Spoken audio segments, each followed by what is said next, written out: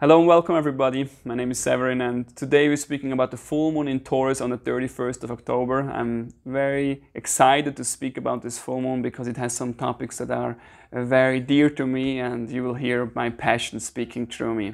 So, this full moon is still very much dominated by the Mars in retrograde motion. He's turning direct on the 14th of November, so hang in there, we're almost at the end. I know it can be a very frustrating one.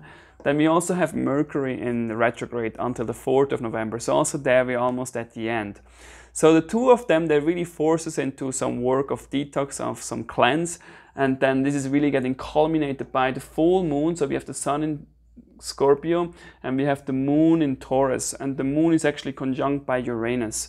And Uranus brings in an energy of liberation, of illumination, bringing more awareness into a domain that where we probably feel some security or touching our emotions, and it can be very shocking. Shocking in the sense of something all is coming up that is too painful that we didn't want to acknowledge before, but now we have to. So distorted personality trait of us, and that's where we could speak about shadow work or some work with some old traumas. So I'm calling this full moon like embracing our shadows, or even better, embodying in our shadows. And that is a topic that I'm actually exploring even deeper in a video that I have just released about the black moon. And the black moon is very much connected to what I'm going into right now for this full moon in a nutshell. But if you want to go deeper into that shadow work, then please watch that video. And I'm actually using the black moon as an exploration for the dark retreat, which is my favorite practice, and that's why I'm so connected with all these themes. So let's put some words to that, what's actually happening. When we have Mars in retrograde is when we're not getting what we want, and that makes us frustrated, that makes us angry, that makes us even vulnerable, where we're like having a little tantrum and we are annoyed of not getting what we want. But it's actually not so much about getting what we want. It's not about the solution and, who is the problem and then we're getting it. It's actually much more about the Mercury in retrograde has before been in Scorpio and now is backwards moving in Libra. So it's actually really understanding what's at the source of our personality. What are our dynamics or patterns that are showing up where we are getting stuck or where this frustration is coming up. And then hopefully being able to find words for that, language, to bring that into the relationship that we care about, but that we feel not seen and we feel actually not honored or feel angry about ourselves. And that's then the shadow work where we maybe have to admit that in our relationship we have a boundary, a pain, a vulnerability that we have to honor. Like, I would like to be, full of faith and just move on, but actually there's something that hurts. There's something that I'm afraid about. There's something that I'm worried. There's something that needs to be recognized in me, and I have to admit that and I have to share that. It's almost like I'm the toxic energy or I'm the negative energy that cannot move on. I still have to heal something. And a lot of us is like, oh, I don't want to be that, healing part. I don't want to admit that there is something that is not good with me. I would like to be already that enlightened spiritual person that's beyond and that is full of vibration and is aligned, and like we all like to be in that phase where everything is working and in synchronicity. But right now it's about acknowledging what is there that has been dormant in the unconscious and is now being liberated by Uranus and it's coming to the surface. And that's where Lilith plays in so strongly, where it's like, what is that distorted energy, that personality trait that we have been rejecting, that we have been disowning, and that we now feel very much. And that is a fearful process because it's like, oh my God, like, am I still stuck? Didn't grow anywhere? Do I still repeat all patterns? Or it can also be that trauma is simply an emotion that we haven't been digesting, or a situation in our relationship where we are confronted with something that's happening in our current relationship, and that person perhaps is the trigger, but the explosive material is stored in us. And if we actually then becoming vulnerable enough that we are turning towards the pain, that's the moment where we perhaps realize, hey, this is there since a long time. This is not new. This is not actually just you in this situation right now. This is older stuff.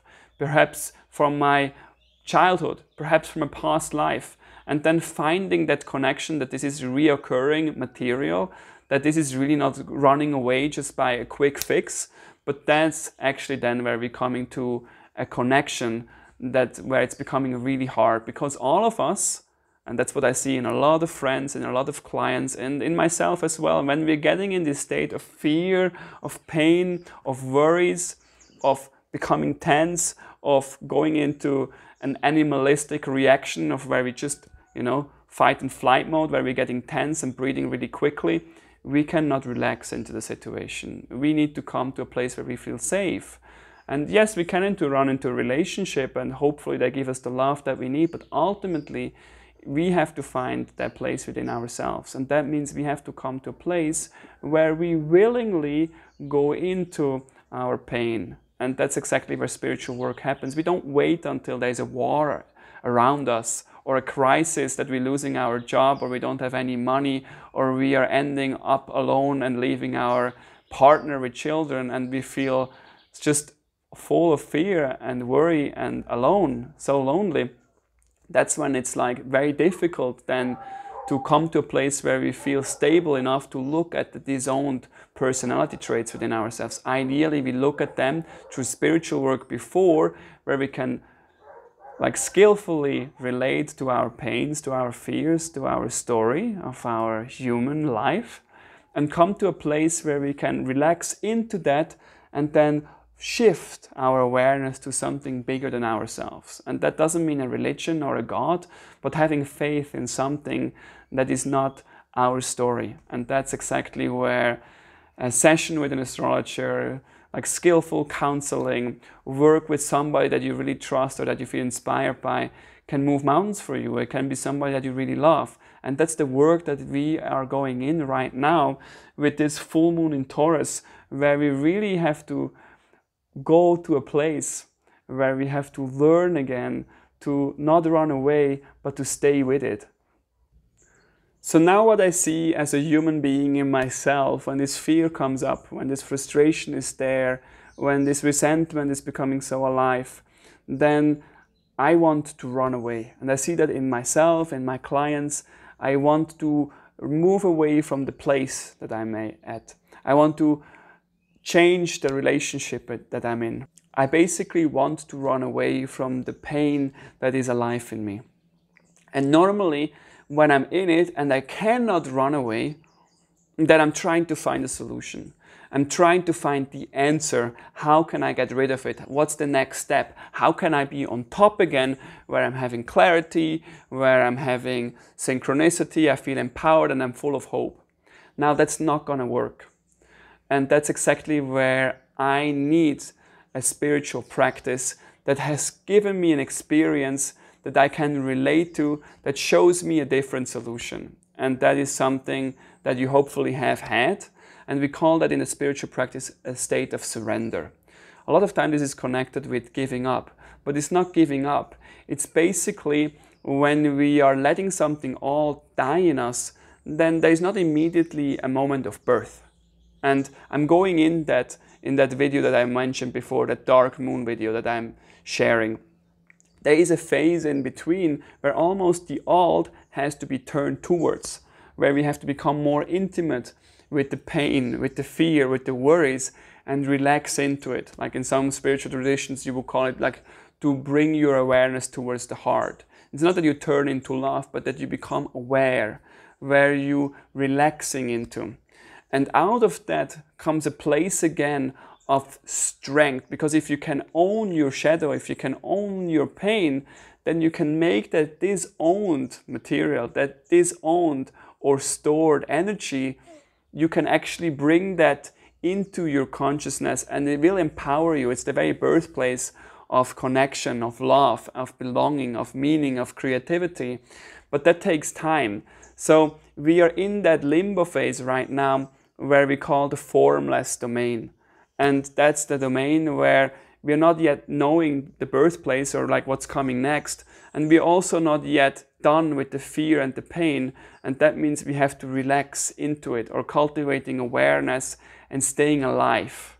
And that's something that I'm doing with my clients. And I'm helping you basically to understand your story and to then not find a solution and relax into that space of presence. And from presence, the alignment or the solution or the answer will come by itself. Not because we know, but because we are available for life or to not react to something that we have been reacting before.